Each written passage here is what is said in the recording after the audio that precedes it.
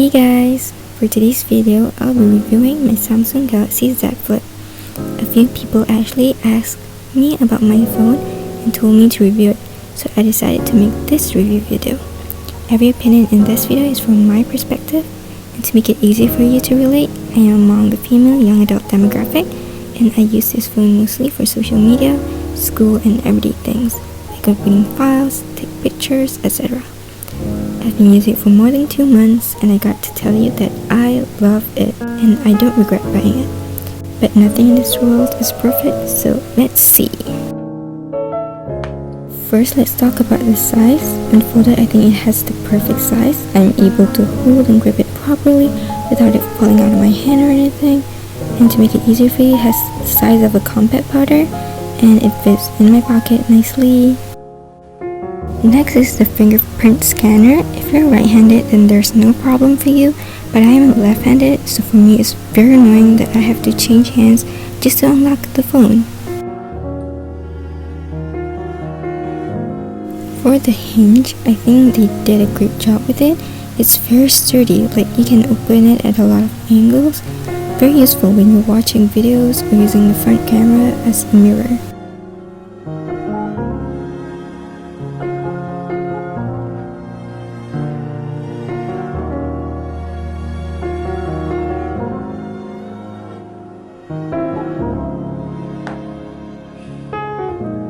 This is sad for me, but even after using it for a couple of months, it's still hard for me to unflip it with one hand only.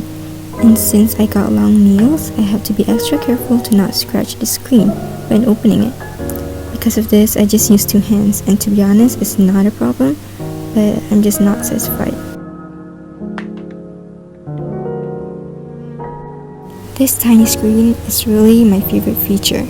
At first, I'm kind of disappointed at the size, but after using it, I prefer it to stay at this size. So if you click the power button twice, it will turn on the front camera and the small screen. You can tap the screen once to change it to white lens, wave, or click the volume button to take pictures. But the pictures you take when the phone is folded will always be square. Take note of that.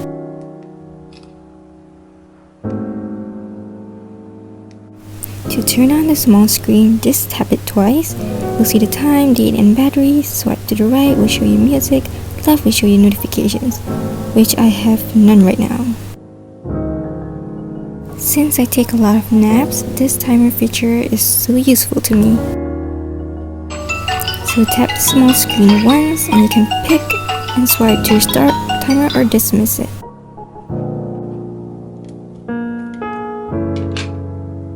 Then the outer part of the phone, it really does live up to its name, mirror purple. I don't really sweat on my palm, but there will still be fingerprint smudges. So if you have sweaty palm, then you totally need to put on a case. It's a definite fingerprint and dust magnet.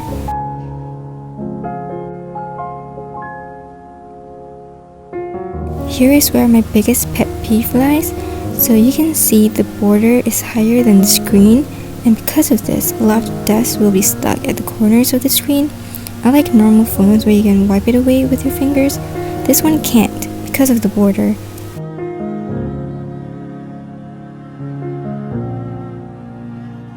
So at the end of the day, I just use any wiping cloth that I have to clean it. So much cleaner. Now for the screen durability, to be honest, I think it is very durable.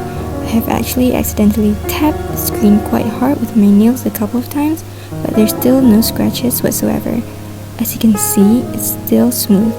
I have no problem with the screen at all.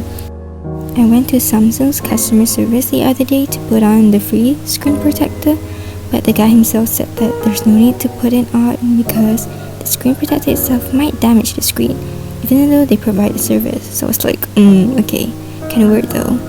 Here's the caution note that came with the phone, just a heads up for you. For the crease at the folding part, in my opinion, there is no problem at all. This footage from the camera kinda makes the crease more obvious from the shadow and whatsoever, but you can hardly see it when using your phone. You can slightly feel when using it, but you'll adapt to it so fast since the bump is not that obvious. To me, for one of the first generation of foldable glass, I give it an A+, to be honest. I'm just in awe of the screen. And I know they'll make a better one later on, but I can proudly say while using this phone is that the future is here. So don't worry again that the crease might disturb you from seeing videos or the screen properly, because I tell you, it won't. Trust me.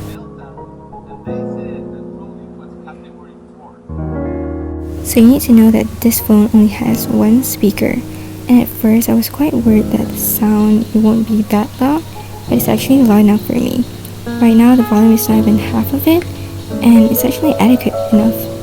As long as I can listen to music in the shower is enough. So.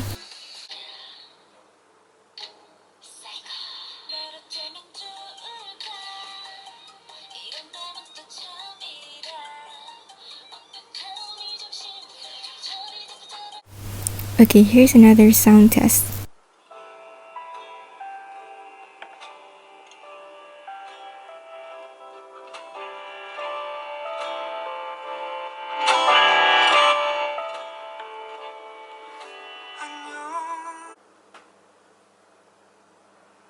Next is the folding feature, I guess. I don't know the exact term for it. Kinda disappointed that not a lot of apps took advantage from this, but YouTube did, and I love it. For someone that loves watching YouTube while eating, this is perfect.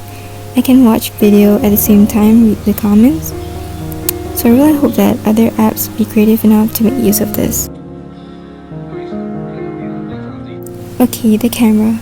I only have one problem with the camera, but first, I really love the fact where you can change the size of the screen by folding and unfolding it. It is useful, I tell you. And here, I like this feature where you can move the camera from the upper side of the screen to the lower side. This is to make it easier for you to take pictures at certain angles. You can do it for both rear and front camera.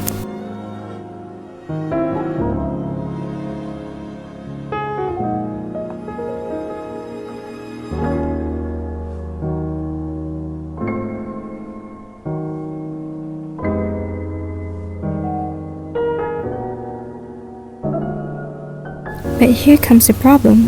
On the rear camera, I can tap the screen to focus on anywhere I like, but this function is not available on the front camera.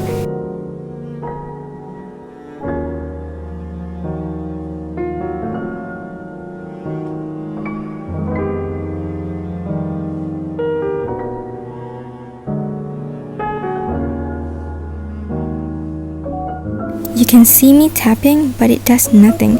It will only focus on face detection. Unfortunately, not a lot of people know about this. I thought my phone had problems, but no. I live chat, emailed, and called Samsung, but they gave me a couple of instructions, and that all didn't fix the problem. So they told me to go to the service center because there might be some hardware issues. So I went there, and it turns out that the Z Flip really does not have this feature for the front camera. Even the worker just found out about it the day I went there. Well, these are the conversations and email I have with Samsung. To be honest, this is the most downside of the phone. Not gonna lie, the pictures are great, but it's a huge bummer that I can't tap to focus on such an expensive phone. Samsung, please fix this ASAP. Last but not least, this is the part where you get to be a little bit more creative. So I found this artist on IG. She makes a lot of pretty and cute moving wallpapers. She even made wallpapers for the Z Flip, like this one for example. These wallpapers are also available on other Android phones, but sadly not on iPhones. But downside is that it can either be set for home screen or home screen and lock screen, and I just want it to be a lock screen. But it still looks cute though. Kirby! I'll insert her Instagram account in the description box. So in a nutshell, I totally love this phone. I'll give it an 8 out of 10 for a foldable phone. They lost a lot of the front camera, to be honest. I'm still mad about it. If you're thinking about buying this, I really recommend you to. So why did I buy it in the first place? The answer is that I want a small phone that can be carried around easily, and this fits my requirement. And yes, I can say that the only different about this phone is that it is foldable. Other than that, it works great, just like other phones. So to be honest, the extra money you pay is actually for the folding feature, aka the new technology. So if you want a small foldable phone, get it, but if you prefer normal smartphones, then don't buy it. That's all I've got to say.